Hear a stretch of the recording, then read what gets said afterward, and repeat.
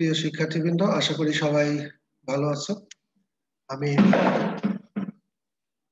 তোমাদের হাইড্রার উপরে 4টা লেকচার নিয়েছিলাম। আহ, আজকে হচ্ছে আমার 5th লেকচার। তো আজকে আমরা কিছু মোটামুটি হাইড্রার আমরা অনেক কিছুই পড়ে ফেলেছি। তারপরেও কিছু কিছু জায়গায় আমাদের বাকি আছে, যেগুলি আমাদের করতে হবে। এবং আমরা একটা কাজ করব, সেটা হচ্ছে যে লাস্টের দিন আমরা আরেকটা ক্লাস আমি নিব। সেখানে হয়তো আমি প্রশ্ন তোমাদের প্রশ্ন নিয়ে একটু আলোচনা করবো আরেকটা, এবং কিছু বিষয় আছে সেগুলি নিয়ে আলোচনা করব। তো আজকে আমরা আসি আহ আহ, কিছু পার্থক্য। আমরা যেমন পড়ার সময় আমরা হাইড্রার আহ তোমাদের মনে আছে বোধহয় আমরা সিলেন্ট্রন পড়েছিলাম। তো হাইড্রার সিলেন্ট্রনও একটা দেহ গহ্বর। আরেক ধরনের দেহ গহ্বর থাকে, প্রাণী দেহে পাওয়া যায়, সেটা হচ্ছে তোমার আহ সিলোম। সিলোম তো সেটা সিলোম এবং সিলেন্ট্রন, এটার মধ্যে আসলে পার্থক্যটা কি সেটা নিয়ে আলোচনা করব। আর একটা আছে তোমার হাইড্রার পরিপাক। আমরা মনে আছে পরিপাক? তোমরা হাইড্রার পরিপাকটা কিভাবে হয়? হাইড্রার পরিপাক হয় দুই ভাবে, একটা হচ্ছে অন্তঃকোষীয় আর বহিঃকোষীয়। এই দুটা পরিপাক নিয়ে আজকে একটু আলোচনা করব, তাদের মধ্যে পার্থক্যগুলি কি। তারপরে আমরা জানি যে হাইড্রা হচ্ছে ডিপ্লোব্লাস্টিক অ্যানিমেল, অর্থাৎ দ্বিকোষীয় দ্বিস্তরী প্রাণী। তো প্রাণী দ্বিস্তরীর পরে আছে ত্রিস্তরী প্রাণী, যেমন আমরা হচ্ছে ত্রিস্তরী প্রাণী। এই দ্বিস্তরী এবং ত্রিস্তরী এদের মধ্যে আসলে পার্থক্যগুলো কি সেগুলো নিয়ে আমরা একটু আলোকপাত করব। এরপরে আমরা হাইড্রার চলন পড়েছিলাম, মনে আছে? চলন হচ্ছে লোকোমোশন। এর মধ্যে আমরা পড়েছিলাম, একটু এমফেসিস দিয়েছিলাম আমরা হচ্ছে লুপিং এবং সমারসল্টিং। তো এই লুপিং এবং সমারসল্টিং দুইটা খুব আসে আহ, প্রশ্ন। তো সেটা আমরা তো বর্ণনা আকারে পড়েছিলাম, এখন আমরা পড়বো আজকে হলো যত পার্থক্য আছে সেই পার্থক্য আকারে আমরা হচ্ছে পড়বো। তো প্রথমে আমরা লাস্টের দিন আমরা কি পড়েছিলাম মনে আছে? লাস্টের দিনে একটু আসি, আমরা পড়েছিলাম হাইড্রাস শ্রমবন্টন। লাস্ট ক্লাসে শ্রমবন্টন পড়েছিলাম, আর পড়েছিলাম হাইড্রার মৃত্যু নেই। হাইড্রার কোনো স্বাভাবিক মৃত্যু নেই। সেই প্রশ্নগুলা কিভাবে লিখতে হবে সেগুলা কিন্তু আমরা শিখেছিলাম। তো আর একটা হলো যে হাইড্রা তার শ্রম গুলা কিভাবে ভাগ করে নেয় বিভিন্ন তার শরীরের বিভিন্ন কোষ এবং অঙ্গের মধ্যে। মূলত সেইটা আলোকপাতের মাধ্যমে আমরা হাইড্রার শ্রম বন্টন শিখেছিলাম। যাই হোক, আজকে আমরা যাব কতগুলি পার্থক্যে আমরা যাব। পার্থক্যে আমরা প্রথমে আসি যে হাইড্রা দ্বিস্তরী প্রাণী। আমরা জানি এই দ্বিস্তরী প্রাণী হচ্ছে হাইড্রা, আর আমরা হলাম ত্রিস্তরী। তো এই অনেক সময় তোমার আহ উদ্দীপকে বলে দিতে পারে, দুইটা প্রাণী দিয়ে দিল আমাদের, ত্রিস্তরী একটা প্রাণী বললো, আর একটা বললো যে দিস হাইড্রা। তো এই দুইটার মধ্যে আহ, উদ্দীপকে এই দুইটা প্রাণীর মধ্যে যে তোমার কোষীয় স্তরের আহ, কোষীয় স্তর লেভেলে যে পার্থক্য, সেই পার্থক্যটা করতে বলবো। এটা কিন্তু অনেক ডিপের কোশ্চেন। সো অনেক সময় অনেক ছেলে মেয়ে বুঝবেই না যে আসলে কি লিখতে বলছে। তো সেখানে তোমরা যদি দ্বিস্তরী, হাইড্রা যেহেতু দ্বিস্তরী, আর একটা ত্রিস্তরী প্রাণী দেওয়া থাকবে, তাদের কোষীয় লেভেলের পার্থক্যটা হচ্ছে কি, আসলে দ্বিস্তরী আর ত্রিস্তরীর পার্থক্যটা কি হবে সেটা তোমাদেরকে লিখতে হবে। আমরা আসি যে প্রথমে আসি তোমাদেরকে এই যে তিনটা হেডলাইন, একটা দেওয়া তুলনীয় বৈশিষ্ট্য। কোন বৈশিষ্ট্য নিয়ে তুমি আসলে দুইটা আহ, ইস- দুইটা লেভেল বা দুই ধরনের প্রাণীর মধ্যে তুমি পার্থক্যটা করবা বা তুলনা করবা, সেইটা হচ্ছে এইগুলা। তারপরে দ্বিস্তরী, এরপরে ত্রিস্তরীর ক্ষেত্রে কি আছে, মানে দ্বিস্তরীর ক্ষেত্রে কি আছে, ত্রিস্তরীর ক্ষেত্রে কি হবে, তুলনা করে তুমি সেই জিনিসগুলো লিখবা। পার্থক্যগুলো কিন্তু সবসময় এইভাবেই লিখতে হয়, তাহলে খুব অল্প লিখে অল্প সময়ে তোমার বেশি নম্বর পাওয়া যাবে। তো আমরা আসি প্রথমে হচ্ছে মেসোগ্লিয়ার উপস্থিতি। তো মেসোগ্লিয়ার কথা মনে আছে? মেসোগ্লিয়া কি? মেসোগ্লিয়া হচ্ছে হাইড্রার এই যে একটোডার্ম এবং এন্ডোডার্মের মাঝে যে একটা অকোষীয় জেলিন্য স্তর আছে, যেটা কোষীয় লেভেলে কিন্তু যায়নি, গেলে কিন্তু তখন ত্রিস্তরী হয়। তো এই যে কোষীয় লেভেলে যায়নি যে স্তরটা, গ্লুড নাই যে স্তরটা, সেই স্তরটাকে বলা হচ্ছে মেসোগ্লিয়া। এটাকে আবার হাইড্রার কি বলে, কঙ্কাল, কঙ্কাল বলা হয়ে থাকে। তো এটা আসে তো মেসোক্লিয়া কি, মেসোক্লিয়া তাহলে দ্বিস্তরী প্রাণীতে আমরা জানি যে তাহলে হাইড্রা এটা থাকে, ত্রিস্তরী প্রাণীতে কি হয়, এটা থাকে না। এটার পরিবর্তে কি হয়, এই স্তরটা ওই যে বললাম কোষ যখন হয়ে যায়, কোষীয় ফরম্যাটে যখন চলে যাবে, তখন এইটা হয়ে যাবে মেসোডার্ম। ডার্ম মানে ত্বক, মাঝে ত্বক। তো এটা কোষীয় লেভেলে যাওয়ার কারণে এটা তখন মেসোডার্ম হয়ে যায়, মেসোডার্ম, হ্যাঁ মেসোডার্ম। এই একটা পার্থক্য গেল। আর একটা পার্থক্যে আমরা আসি যে ভ্রূণ স্তরের পরিণতি। ভ্রূণ স্তরের পরিণতি কি হয়, এই যে হাইড্রা যে ভ্রূণ স্তরগুলি থাকে, ভ্রূণ স্তর মানে একটোডার্ম, মেসোডার্ম, এন্ডোডার্ম, এগুলো হচ্ছে ভ্রূণ স্তর। তো এইখানের যে কোষগুলা, আমরা বিভিন্ন ধরনের কোষ পড়েছি, হাইড্রার বহিতক, অন্ততক, অনেক ধরনের কোষ পড়েছি, তাই তো? এই বহিতক এবং অন্ততকের কোষগুলি কি কোনো কলা বা অঙ্গ গঠন করেছিল? করেনি। কলা বা অঙ্গ গঠন করেনি, তাদের কোষই রয়ে গেছে, তাই তো? এরা কিন্তু কোনো কলা বা অঙ্গ, আমাদের যেমন হাত, পা, তোমার ফুসফুস, এই যে অঙ্গগুলি গঠিত হয়েছে, এই রকম কিন্তু হাইড্রার দিকে তারা এই যে ভ্রূণ স্তরের যে কোষগুলি, সে কোষগুলি কিন্তু এরকম কোনো অঙ্গ বা কলা গঠন করতে পারেনি। হ্যাঁ, আসি আমরা ত্রিস্তরী প্রাণীতে। ভাইরাস ত্রিস্তরী প্রাণীতে কি আছে, যে এই ভ্রূণ স্তরের কোষগুলি কিন্তু কলা, অঙ্গ, অঙ্গতন্ত্র এগুলি কিন্তু গঠন করে। যেমন আমাদের ক্ষেত্রে আমরা বললাম আমাদের ত্বক একটা অঙ্গ, আমাদের উম, আহ, আহ, উম, ফুসফুস একটা অঙ্গ, হৃৎপিণ্ড একটা অঙ্গ, হাত, পা, চোখ, কান, নাক, এই যে বিভিন্ন, এগুলো কিন্তু সব কোষের সমন্বয়ে কিন্তু গঠিত। তো এগুলা গঠিত হয়েছে আমাদের দেহে, আমাদের যারা ত্রিস্তরী প্রাণী তাদের ক্ষেত্রে এগুলা গঠিত হয়েছে। হার্টের পর থেকেই আমরা কিন্তু তোমার আহ মোলাস্কা, অ্যানিলিডা, আর্থ্রোপোডা, এগুলাতে কিন্তু আমরা দেখি যে আর্থ্রোপোডা আমরা চিংড়ির ক্ষেত্রে যদি ধরি, তাহলে কি দেখবো, বা বিভিন্ন পোকামাকড়, তার কিন্তু এন্টিনা আছে, তার মস্তক আছে, তার মস্তিষ্ক আছে, এগুলো কিন্তু গঠিত হয়েছে, তার হৃৎপিণ্ড গঠিত হয়েছে, সব গঠিত হয়েছে। এরপরে আমরা আসি যে নালী। নালী, হাইডার দেহ অভ্যন্তরে কিন্তু একটা মাত্রই কিন্তু নালী, একটাই, সিলেন্ট্রন, যে পরিপাক পরিবহন গহ্বর, এইটাই কিন্তু একটা, এই যে একমাত্র নালী দেখা যায়, এদের কিন্তু আর কোনো আহ, কোনো নালিকা নাই, ওই একটা নালিকায়, এটাকে যে আমরা নালিকা ধরি, যে মুখ দিয়ে হাইপোস্টোমের যে মুখছিদ্রের মতো যেটা অংশটা, ওটা দিয়ে ঢুকতেছে একটাই, ওই ছিদ্র দিয়ে বের হয়ে যাচ্ছে, এইটাই নালিকা, আর কোনো নালিকা বলে কিছু নেই। ত্রিস্তরী প্রাণীতে আমরা দেখবো যে দেহ প্রাচীর এবং পৌষ্টিক নালী, এই দুইটা, এই দুইটা নালী কিন্তু থাকে, দেহ প্রাচীর এবং পৌষ্টিক নালী, এই দুইটা নালিকায় কিন্তু থাকে ত্রিস্তরী প্রাণীতে।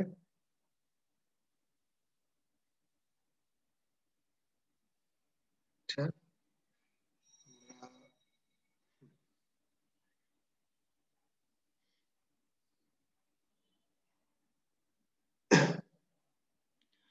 এই দেহ প্রাচীর এবং পৌষ্টিক নালী, এই দুইটা নালী কিন্তু তোমার তোমার ত্রিস্তরী প্রাণীতে থাকে। এরপর আসে দেহ গহ্বর। দেহ গহ্বর হচ্ছে যে হাইড্রার যে দেহ গহ্বর, সেটার নাম হচ্ছে সিলেন্ট্রন। আর ত্রিস্তরী প্রাণীর যে দেহ গহ্বর তারা তৈরি করেছে, সেটার নাম হচ্ছে সিলম, ত্রিস্তরী প্রাণী মানে আমাদের আমাদের দেহে কিন্তু সিলম থাকে, সিলম, এটাকে বলা হয় সিলম। পৌষ্টিক নালী এবং দেহ প্রাচীরের মাঝের যে গহ্বরটা এটা। তো হাইড্রার পৌষ্টিক নালী আর দেহ প্রাচীর এই দুটার মাঝের যে গহ্বর আহ, আহ, বা ইসের ভিতরে দেহের অভ্যন্তরে যে গহ্বরটা, সেই গহ্বরটা কিন্তু ওইটার নাম হলো সিলেন্ট্রন। আর আমাদের কিন্তু ওই রকম হাইড্রার মতো গহ্বর না, পৌষ্টিক নালী এবং দেহ প্রাচীর এই দুইটার মাঝখানে কিন্তু একটা গহ্বর আছে, সেটাকে বলা হয় সিলম। ওইটা কিন্তু হাইড্রাতে নেই। তো এইটা হচ্ছে তোমার পার্থক্য। তাহলে অবশ্যই পারবা তোমরা দ্বিস্তরী এবং ত্রিস্তরী প্রাণীর পার্থক্য। একটা বলবা হচ্ছে মেসোগ্লিয়ার নিয়ে, তারপরে ভ্রূণ স্তরগুলি কলা গঠন করছে না করেনি, নালিকা আছে কিনা, আর দেহ গহ্বরের নামটা কি। এই দুই চারটা জিনিস বললেই কিন্তু তোমার পার্থক্য হয়ে যাচ্ছে। আমরা এরপরে আসি হচ্ছে সিলেন্ট্রন, যেটা আমরা বললাম, এবং সিলম, এই দুটো আসলে পার্থক্য। হ্যাঁ, বলে দিতে পারে যে যে গহ্বর আছে এই দুটা উদ্দীপকের, যে প্রাণী দুটার মধ্যে যে গহ্বর, দেহে যে গহ্বর পাওয়া যায়, সে দুটার মধ্যে বেসিক পার্থক্য কোথায়, বা আহ, এর মধ্যে তুলনা তুলনা করবে, তো করতে পারবে। তো সেই ক্ষেত্রে তুমি কিভাবে করবে? একটা হচ্ছে তুলনীয় বিষয়, কোন বৈশিষ্ট্যটা নিয়ে আমি তুলনা করব। আর একটা হচ্ছে আহ আহ, উম, সেই বৈশিষ্ট্য অনুযায়ী সিলেমে কি থাকে, সিলেন্ট্রনে কি থাকে, এটাই হলো আমরা বলবো আমাদের আলোচনা। এরপরে আসি আমরা তাহলে প্রাপ্তি স্থান কোথায় পাওয়া যায়। প্রথমেই আছে যে প্রাপ্তি স্থান। তো সিলেন্ট্রন, সিলেন্ট্রন হচ্ছে কোথায় পাওয়া যায়। আমরা জানি যে হাইড্রা বা নিডারিয়া পর্বের প্রাণীদের দেহ অভ্যন্তরের যে গহ্বরটা, এটা হচ্ছে সিলেন্ট্রন। আর সিলম আমরা পাবো, ওই যে আমি বললাম যে আগে, ত্রিস্তরী প্রাণী। ত্রিস্তরী প্রাণী ওই যে পৌষ্টিক নালী এবং দেহ প্রাচীর, এই দুটার মাঝের যে গহ্বরটা, পৌষ্টিক নালী এবং দেহ প্রাচীর দুটার মাঝের যে গহ্বরটা, এটাকে বলা হচ্ছে সিলম। এইবার আসি আমরা যে আহ, এই ঘিরে থাকা কোষ, এই সিলেন্ট্রনকে ঘিরে কোন কোষগুলি থাকে, সিলমকে ঘিরে কোনো কোষ থাকে কিনা, সেইগুলি আমরা বলবো। তো ঘিরে থাকা কোষ কি, সিলেন্ট্রনের ক্ষেত্রে হচ্ছে গ্যাস্ট্রোডার্মাল কোষ, আর সিলোমের ক্ষেত্রে হচ্ছে পেরিটোনিয়াম কোষ। পেরিটোনিয়াম কোষ, গ্যাস্ট্রোডার্মাল কোষ হচ্ছে সিলেন্ট্রনের ক্ষেত্রে, সিলোমের ক্ষেত্রে পেরিটোনিয়াম কোষ। অর্থাৎ অপ্রকৃত সিলোমে কিন্তু আবার এই পেরিটোনিয়াম কোষটা থাকে না। এই পেরিটোনিয়াম কোষটাই কিন্তু, কোষ থেকে কিন্তু পর্দা তৈরি হয়, গহ্বরটা তৈরি হয়। এই কোষগুলা পর্দা তৈরি করে, সে পর্দার মাঝে ফাঁকা জায়গাটা থাকে। এবার আসি পরিপাক। সিলেন্ট্রনে কি পরিপাক হয়? হ্যাঁ, অবশ্যই। হাইড্রার সিলেন্ট্রনে তো পরিপাকটা হয়। এই পরিপাকটা হাইড্রার সিলেন্ট্রনে হয়ে থাকে। আর সিলোমে কিন্তু, আমাদের যে সিলোম আছে, সিলোমে কিন্তু কোনো পরিপাক, সিলোমে কোনো পরিপাক হয় না। কিন্তু বড় একটা পার্থক্য কিন্তু, পরিপাক এখানে সিলেন্ট্রনে হচ্ছে, সিলোমে কিন্তু হয় না। এরপর আসি অন্তস্থ অঙ্গ। সিলেন্ট্রনে কোনো, হাইড্রার যে সিলেন্ট্রনটা থাকে গহ্বর মাঝখানে, দেহ গহ্বর, ওখানে কি কোনো অঙ্গ থাকে? অঙ্গ তো তারা কোনো, তাদের তো ভ্রূণ স্তর তো কোনো অঙ্গই তৈরি করতে পারে না। অঙ্গ বা কলা এগুলি তৈরি করে না, থাকবে কি? থাকে না। আর আমাদের কিন্তু এই দুটার মাঝে কিন্তু বিভিন্ন অঙ্গ থাকে। এটাই কিন্তু আমাদের একটা পরিপাক নালী এবং দেহ গহ্বর, দেহ প্রাচীর, এই দুইয়ের মাঝে যে ফাঁকা জায়গা, সেখানে কিন্তু সমস্ত অর্গান গুলা সেট করা। এটা কিন্তু পার্থক্য, বড় একটা পার্থক্য। এরপরে হচ্ছে অন্তস্থ পদার্থ। অন্তস্থ পদার্থগুলি হচ্ছে কি কি আছে। সিলেন্ট্রনে অন্তস্থ পদার্থ খাদ্য, পানি, খাবার যেহেতু ওখানে পরিপাক হয়, তারপরে পানি যাচ্ছে, মুখে ছিদ্র দিয়ে পানি যাচ্ছে, হাইপোস্টোম দিয়ে পানি যাচ্ছে, সমস্ত পানি তো ওখানে, তার কোনো ইয়ে নেই। কিন্তু আমাদের যে সিলোম, সেখানে কিন্তু এরকম খাদ্য বা, যেহেতু পরিপাক ওখানে হয় না, খাদ্য বা পানি থাকার প্রশ্নই আসে না। কিন্তু থাকে কি, থাকে সিলোমিক ফ্লুইড। এটাকে বলা হয় সিলোমিক ফ্লুইড, সিলোম রস। সিলোম রস না থাকলে তো আবার ওই যে অর্গানগুলো, বিভিন্ন অর্গানগুলা, যে তার যে স্থিতিস্থাপকতা বা ঘর্ষণ, তা আঘাত থেকে যে রক্ষা, সেগুলি করার জন্য কিন্তু সিলোম ফ্লুইডটা দেয়া থাকে।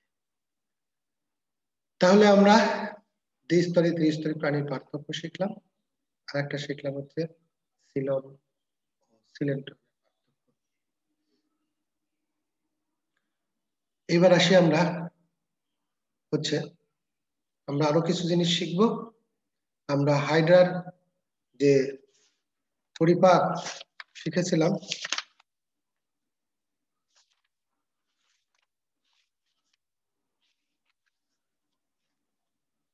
পরিপাক একটা হলো অন্তঃকোষীয় পরিপাক, আর একটা হচ্ছে বহিঃকোষীয় পরিপাক। তো হাইড্রার পরিপাক আমরা পড়েছিলাম ওখানে যে অন্তঃকোষীয় পরিপাক হয়, বহিঃকোষীয় পরিপাকও কিন্তু হাইড্রার থেকে হয়, তাই তো? তো অন্তঃকোষীয় পরিপাক হচ্ছে যেটা হচ্ছে তোমার যে আহ, কোষের অভ্যন্তরে হচ্ছে, আর একটা হচ্ছে বহিঃকোষীয় পরিপাক হচ্ছে কোষের বাহিরে।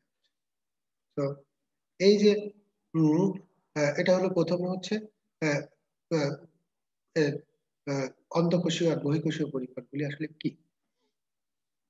এরপরে আমি এখানে অনেক কিছু নেই, আমি তোমাদেরকে জাস্ট বলি, তোমরা লিখে নিও।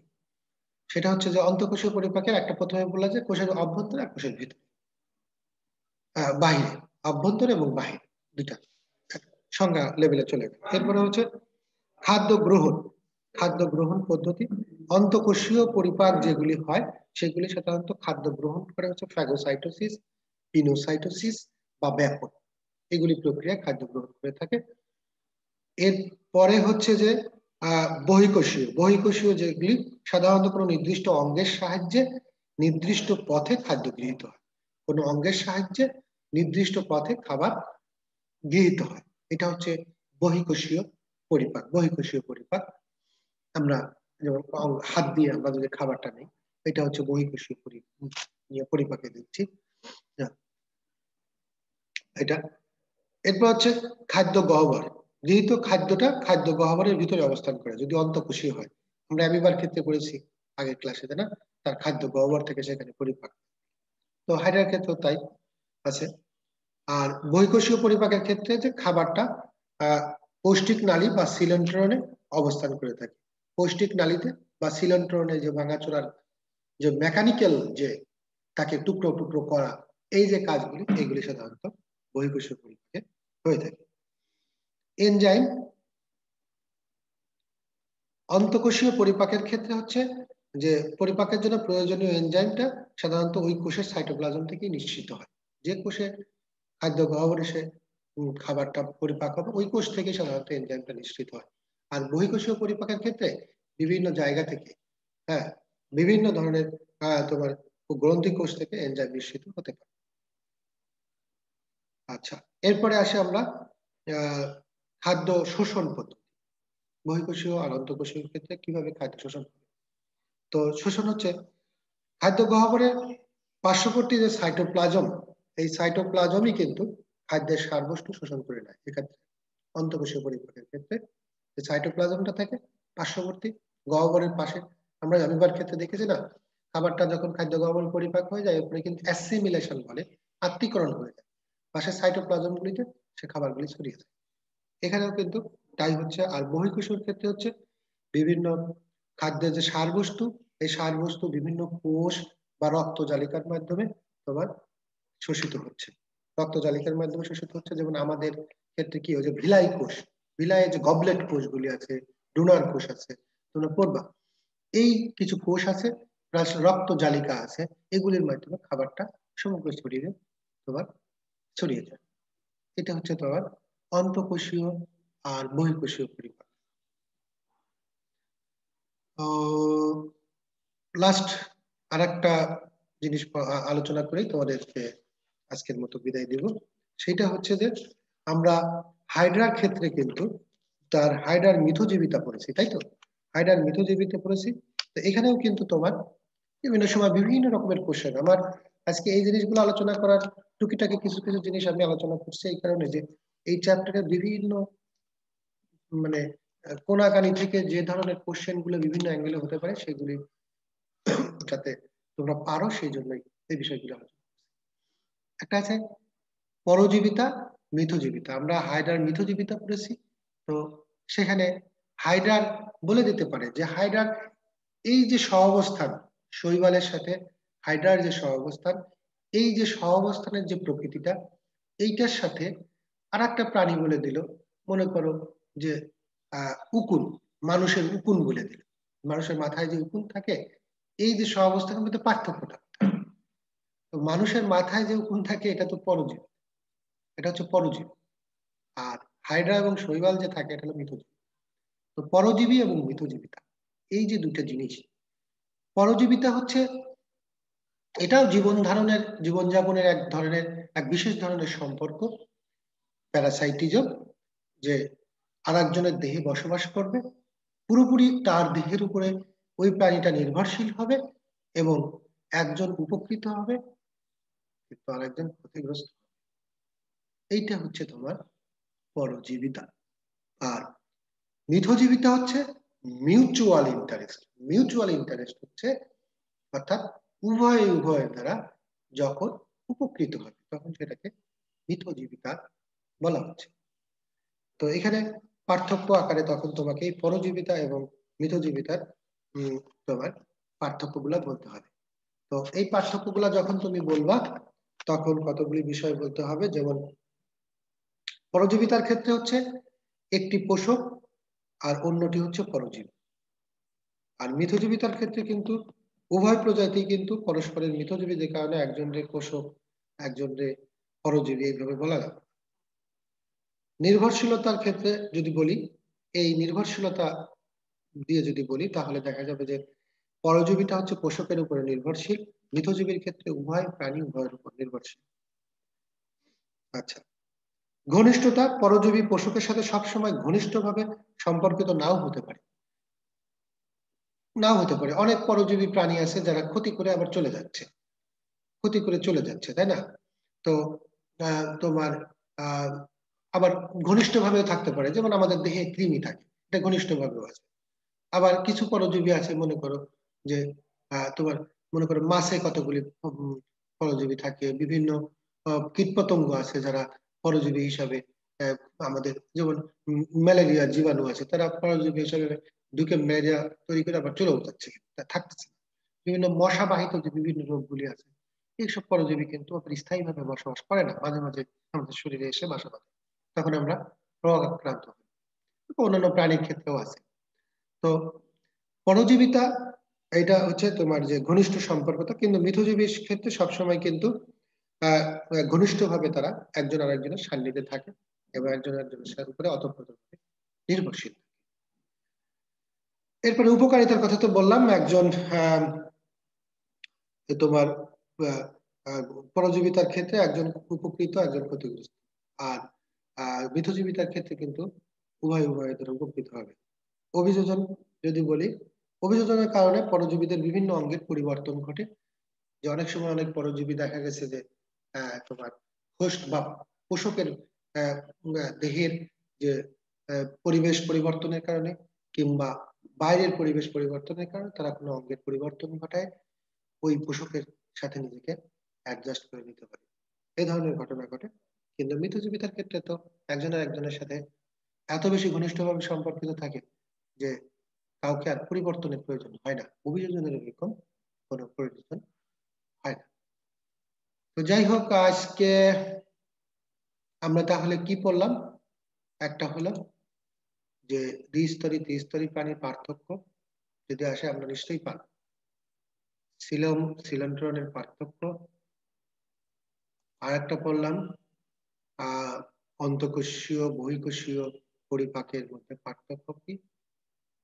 আর একটা বললাম হচ্ছে পরজীবিতা মিথজীবিতা, পরজীবিতা মিথজীবিতা। আচ্ছা, আরেকটা জিনিস হচ্ছে যে বলে দেই, সেটা হচ্ছে যে অন্তঃকোষীয় পরিপাকগুলি সাধারণত লোয়ার এনিমেল যেটাগুলি করে আদিম প্রাণী, যেমন প্রোটোজোয়া আমরা বললাম, পাচন তন্ত্র পুরোপুরি অন্তঃকোষী, হ্যাঁ প্যারামেসিয়াম, পাচন তন্ত্র, এই যে হাইড্রাটা আমরা দেখলাম।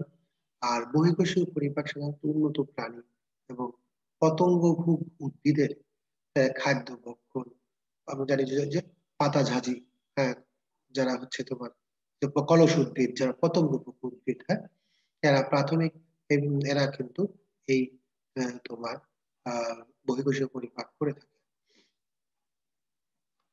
আচ্ছা, এখানে আর যে দুটি ভিন্ন ধরনের জীবের মধ্যে এই যে মিথজীবিতা এই ছত্রাকের সাথে কখনো কখনো শৈবাল ও সায়ানোব্যাকটেরিয়া উভয় থাকতে পারে। শৈবালটি ছত্রাকের কৃতদাস হিসাবে কিন্তু থাকে, আহ কৃতদাস হিসাবে থাকে, তাই এই ধরনের মিথজীবিতাকে অনেক সময় হ্যালোটিজমও বলা হয়ে থাকে। আমরা হ্যালোটিজম শব্দের সাথে পরিচিত, মানে এই জন্য যেহেতু এক ধরনের হেয় প্রতিপন্ন বা তার আশ্রয়ে আছে এই ধরনের একটা ট্রিটমেন্ট করা হয়, তাই এটাকে এক ধরনের হ্যালোটিজম বলা হয়ে থাকে। আর আহ, অধিকাংশ লাইকেনের ক্ষেত্রে ছত্রাক শৈবাল কোষের অভ্যন্তরে, ওই যে লাইকেনে আমরা দেখেছি যে ক্লস্ট্রিডিয়াম প্রবেশ করায় দিয়ে তারা পুষ্টি সংগ্রহ করে, এই এই যে সহাবস্থান, এই ধরনের সহাবস্থান যদিও কিন্তু কিন্তু পরজীবিতা, কারণ প্রক্ষেত্রে তো তোমার এক ধরনের পরজীবিতা বলা হচ্ছে, কারণ এক ধরনের শোষণ করে তার কাছ থেকে খাওয়ার যে নেচার, এই কারণে পরজীবিতা বলা হয়। তো এই এই ছোট ছোট খাটো সমস্ত ইনফরমেশন গুলো তোমার মনে রাখতে হবে। যাই হোক, আজকের মতো এখানেই বিদায় নিচ্ছি। তোমরা সবাই ভালো থেকো। আমি আবার 5 তারিখে তোমাদের আর একটা ক্লাস নিব। আহ সেদিন আবার তোমাদের সাথে দেখা হবে। ভালো থেকো সবাই। একটু বাসায় একটু ভালোভাবে দেখো, দেখে আর আমি যে পার্থক্যগুলো লাস্টের গুলো তো আমি লিখে দিতে পারলাম না, ওগুলো তোমরা অবশ্যই লিখে দিবে যেগুলো বলেছি। ধন্যবাদ সবাইকে। আজকের মতো বিদায়।